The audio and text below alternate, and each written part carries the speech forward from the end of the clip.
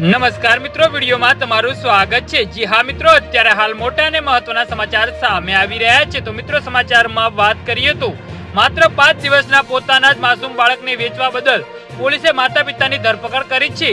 આ કેસમાં કુલ 6 લોકોની ધરપકડ કરવામાં આવી છે। નાગપુર પોલીસનું કહેવું છે કે આ બાળક એક નિસંતાન દંપતીને 1,10,000 માં વેચવામાં આવ્યું હતું। માનવ તસ્કરી વિરોધ ટુકડીના ઓપરેશન દરમિયાન આ બાબતને ધ્યાન આવી હતી।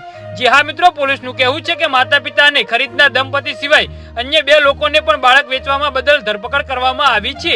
આ બંને લોકોએ આ ડીલમાં વેચંડિયા ભૂમિકા ભજવી હતી। તો આ કેસની તપાસમાં સામે આવ્યું છે કે દંપતીને બાળક નહોતા એવા દંપતીએ વેચી દીધું હતું। જી હા મિત્રો, તો બાળક ખરીદનાર દંપતીએ કહ્યું કે તેઓ કોઈ કાયદાકીય પ્રક્રિયા ઈચ્છતા નહીં। આવી સ્થિતિમાં તેનાથી બચવા માટે તેને સીધું 1 લાખ રૂપિયા બાઇક વેચી દીધું અને આ કેસમાં પોલીસે બાળકને વેચનાર પરિવારની સાથે તેને ખરીદનાર દંપતીની પણ ધરપકડ કરી છે। જી હા મિત્રો, અત્યારે હાલ મોટા સમાચાર સામે આવી રહ્યા છે।